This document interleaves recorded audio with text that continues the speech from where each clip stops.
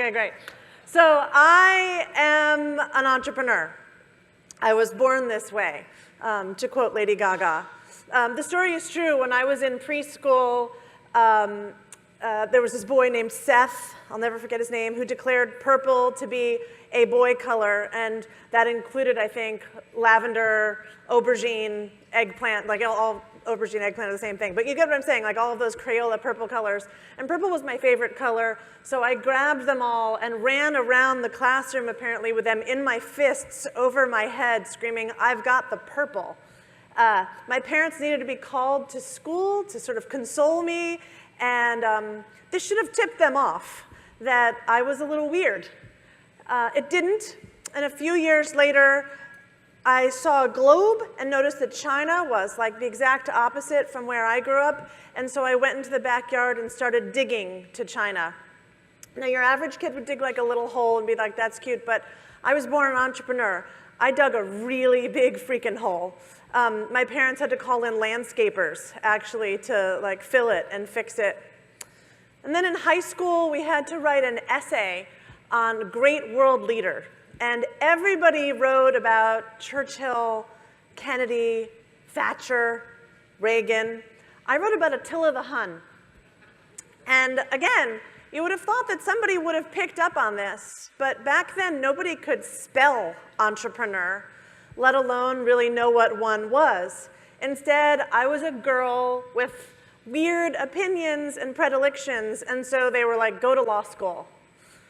Law school is the place where ideas go to die.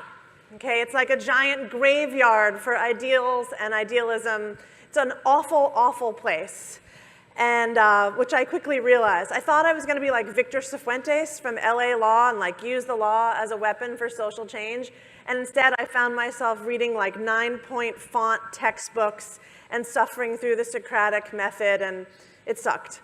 And I came home one day, actually the weather was much like today, the rain coming down sideways, and in my mailbox was an envelope from a lawyer in Hollywood, Florida.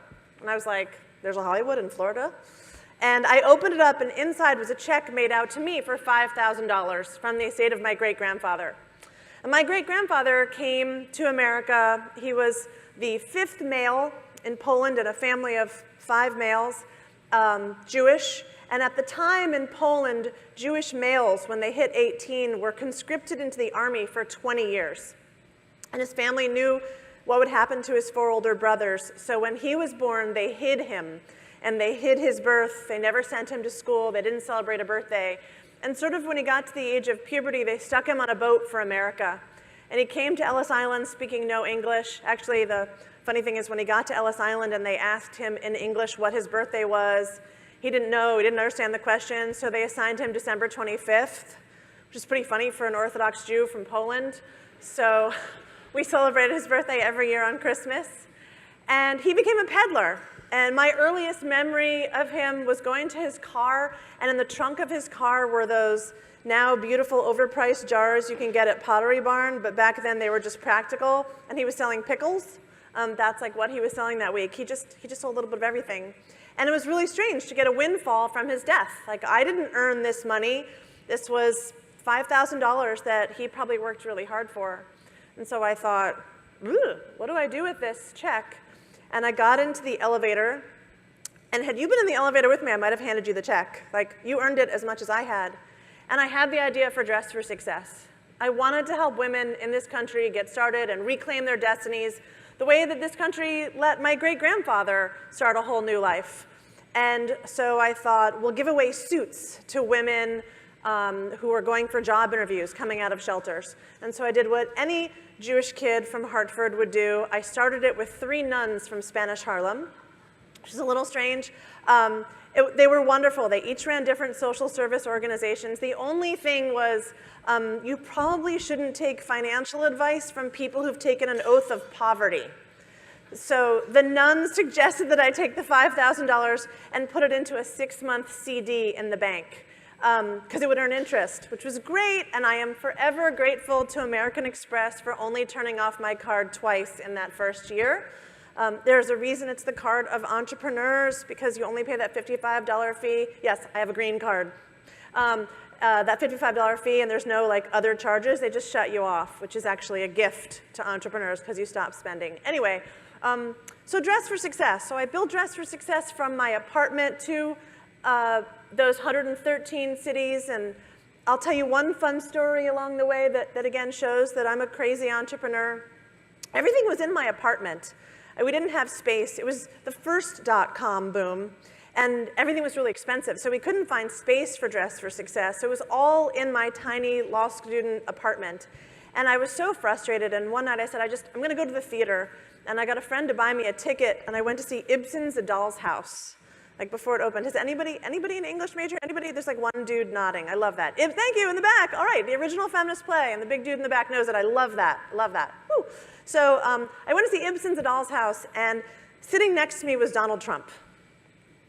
And he's shoving Milk Duds in his mouth. And I'm like, oh, do you have to own the company, or are those available in the lobby? And he's like, he says to me, I said to him, he says, so what do you do? And I don't tell him about law school. I tell him about Dress for Success. And he says, oh, do you like it? And I was like, yes, it's great work. And he says, really? You don't find it boring? And I was like, no, giving suits to women who are going for job interviews that might change their lives, like, this is not boring. This is really good stuff. I love what I do. And he goes, oh. And I was like, so what do you do? And he goes, no one's ever asked me that before. And I'm like, well, what do you do? And he says, oh, I guess I'm a builder. I build things. And I say, really? You don't find that boring? So we have a nice conversation. And I go home and I contact a friend and I say, you've got to find me the name of his personal assistant. And my gift to you is, it's Norma Forwarderer. And I wrote it down in my Filofax, because this was a long time ago. And I went to Blockbuster the next day, also proof that it was a long time ago. And I bought a giant box of Milk Duds. There's one guy who laughed at that, thank you. I bought a giant box of Milk Duds and said to a cab, take me to Trump Tower. And I get to Trump Tower, to security, and granted this is pre-9/11, and I say, yeah, I'm here to see Norma Forwarderer. And they say, sure, that's in Mr. Trump's suite, go ahead up. So I get in the elevator. Have you been to Trump Tower? Or like you've seen The Apprentice?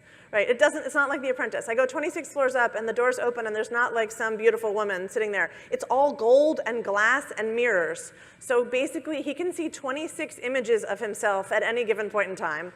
So through the gold and glass and mirrors, I see his date from the night before at the theater. I see like the woman who had been sitting next to him, and I wave and she's like, the woman from the theater. And I say, yes. And she says, what are you doing here? And I say, I have brought Mr. Trump some Milk Duds. That was my best line. And she was like, yeah, he's good. He's on a diet. And I was like, okay, look, here's the real deal. I need space. I'm running this not-for-profit. I need help. And she was like, you want to be in Trump Tower? And I said, no, but I hear he owns a little real estate in town. And she says, well, he's broke. And I'm like, yeah, it looks like times are rough. Could you help? She said, no. I introduced myself. It turns out she was Norma Forwarderer. And left. Now, a normal person would have stopped there and been like, that was pretty bold. But again, I told you I was born, I'm the Crayola warrior. I'm the girl who tried to dig to China. I'm not normal. I'm pretty weird. And so I got home and I write a letter, Dear Mr. Trump, I swear I'm not some freak who's stalking you. I'm a law student. I'm starting this organization. Another box of Milk Duds, envelope. This time I get to Trump Tower and the bodyguards stop me and say, is this going to upset Mr. Trump? Or Marla, who he was married to at the time. And I said, no, this will not upset them, but the fact that Mr. Trump brought his assistant to the theater instead of his wife might be upsetting to her. Again, and I got blocked and didn't get upstairs. Again, a normal person would stop there, but I'm not. So the next week I was doing like breakfast TV, local breakfast TV, and I see in the chair sitting next to me is a woman who looked like Liz Smith, a famous gossip columnist. And I say, are you Liz Smith, the famous gossip columnist? And she says, yes. And I said, I have this story you might be interested in. And I tell her the story. And that Sunday, she runs it in her column in the New York Post, in her column across the country. And back then, Talk Soup used to be done by gossip columnists, and it ran everywhere. And the next morning, Monday morning, I take a copy of the New York Post. And I march myself to Trump Tower, and I say to the bodyguards downstairs, please tell Norma Forwarderer that Nancy Lublin is downstairs, and I'd love to talk to her. And he calls, he goes, yeah, she says, come on up. And I go up, and she says, we saw it. He thought it was really funny, but he just can't help you. Now, the ending to this story is I got the most beautiful rejection letter I've ever seen in my entire life.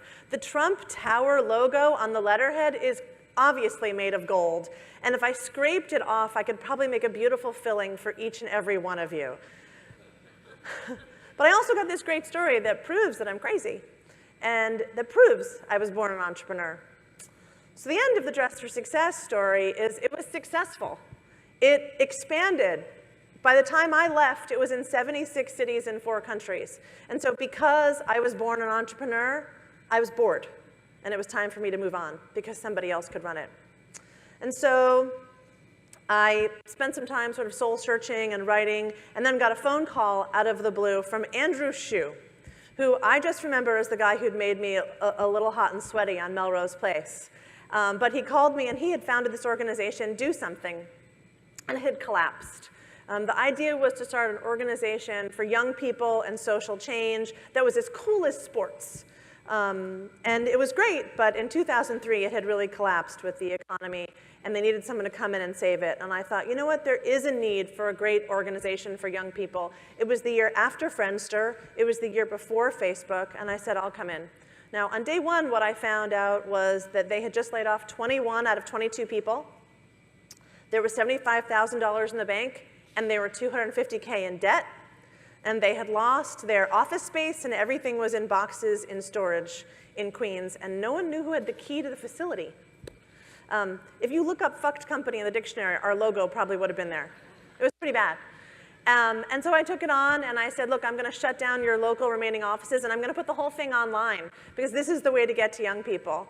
And they almost fired me. It was my 3rd week on the job, and they thought, you're crazy. And I said, trust me, this internet thing is here to stay. It's not a passing fad. It's going to be a great way to reach young people.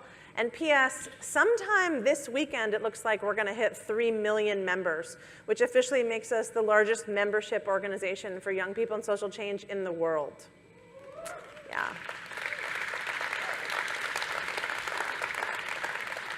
So what we do at Do Something is we run campaigns. And there are over 200 campaigns live on the site right now. And a campaign is something that doesn't require money, an adult, or a car, but that has an impact on an issue. All of our members are between the age of 13 and 25. On your 26th birthday, you're pretty much dead to us. You are officially old. Sorry.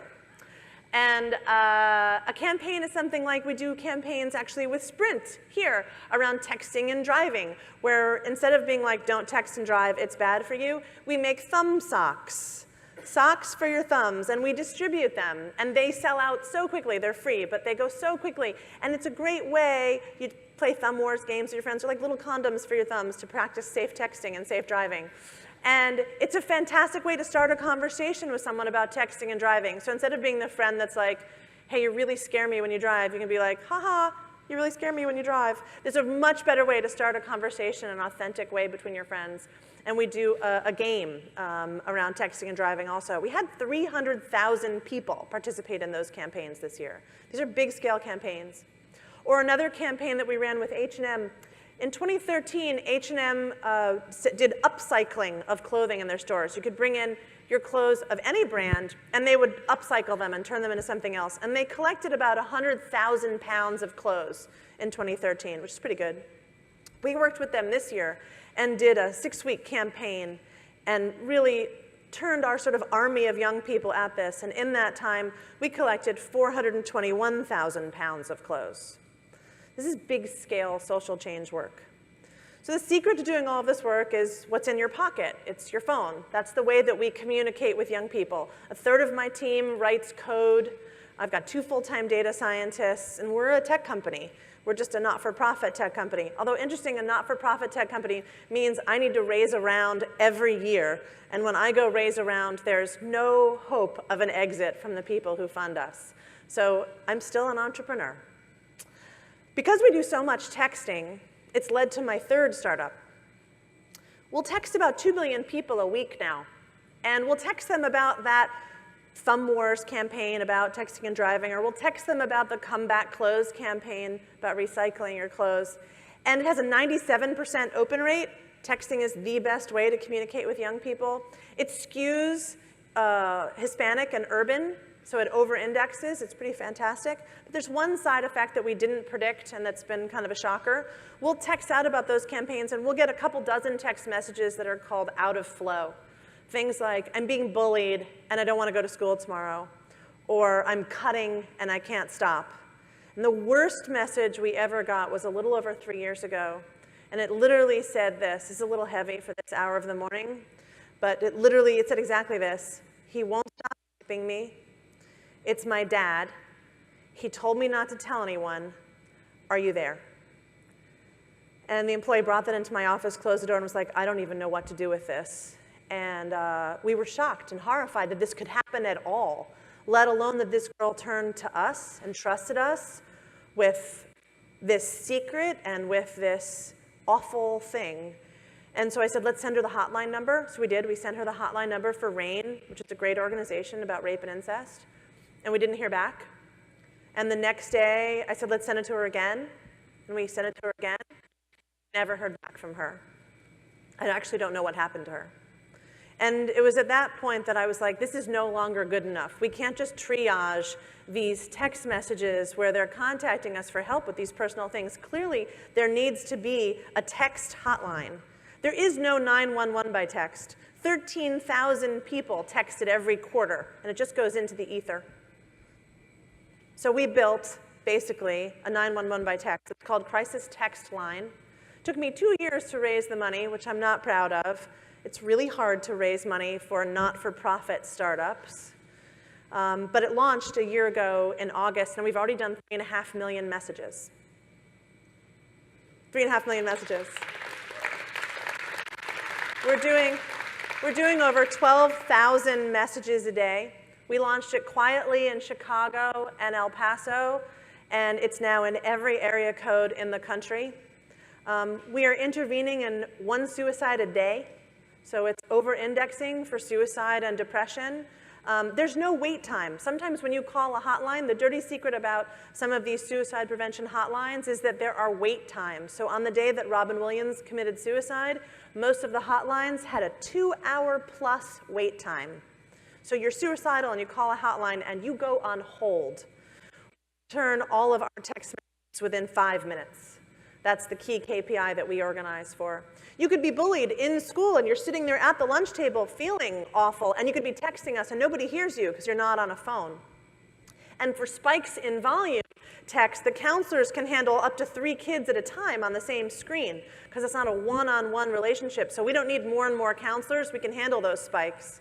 Text is a phenomenal way to intervene. It's also very factual. You tell us, they spill their guts to us by the 3rd message. There's no hemming and hawing, hyperventilating, crying, the word like, repetition. They just tell it all to us. It happens to be a phenomenal means for counseling. So I'm really proud of helping all of those victims and survivors, but the thing that is most exciting to me about Crisis Text Line is the data. So we're auto-tagging all of the keywords in real time. And we now have the largest map of crises in America. And we've put it under a Creative Commons license and opened it up for all of you. So if you go to crisistrends, TRENDS.org right now, you can see that the worst time of day for anxiety is noon. That the worst day of the week for eating disorders is Monday. That one of the worst states in the country for sexual abuse is Iowa. And think when we have a larger corpus of data that we'll be able to reduce this down to zip codes instead of states. And so a police department will be able to see when crystal meth hits the streets. A school board will know when they have a problem on a certain day of the week or when something spikes that they should be aware of. Money, resources, journalism, everything will be reallocated in different ways. You'll be able to see for the first time the relationship between bullying and eating disorders, because right now they're very separate organizations, but the data will bring them closer together. The most exciting thing to me about the data, the corpus is now large enough. We have the volume, velocity, and variety to get predictive. So stay with me on this. With a New York audience, there's usually a greater likelihood that somebody in the crowd has seen like a shrink or a marriage counselor. So maybe some of you have too. It's usually a higher percentage in New York. But some of you have seen a shrink or a marriage counselor at some point in time in your life. I know that my marriage counselor is good when she says, Nancy, you're so brilliant and your husband's a jerk. I'm like, this is the greatest marriage counselor ever, right? Or you think that your shrink is good when she bills you on time or fairly and doesn't cancel on you. You don't know if these people are any good. There's no science behind any of this. Should your foot fetish take 5 sessions to fix or like 5 years to fix? Who knows? We now know. So what's going to happen because of this corpus of data is in about 6 weeks from now, counselors will get a prompt. And it's going to say, this kid has used these 6 words in the last 10 minutes. There's a 90% likelihood that alcohol is involved. Ask this question. For the first time, we're going to be bringing science to counseling. Now think about what that means. Yeah, no, that's a really big deal. It means the quality of service gets better. It means the cost of service should go down because now we can use volunteers because we have these guardrails to catch things, right? It's like Uber for counseling. And then it also means the scale of this can get bigger. And that's just good math. So I want to open it up for Q&A by ending how I began, which is, I'm an entrepreneur. I was born this way. I'm not sure if it's a blessing or a curse. When things get good, I get bored, and I move on. I am not a poor manager. I'm not necessarily distracted or ADD. I'm an entrepreneur. I am not, by the way, a social change entrepreneur or a serial entrepreneur. I'm an entrepreneur. That's what it means. Thanks.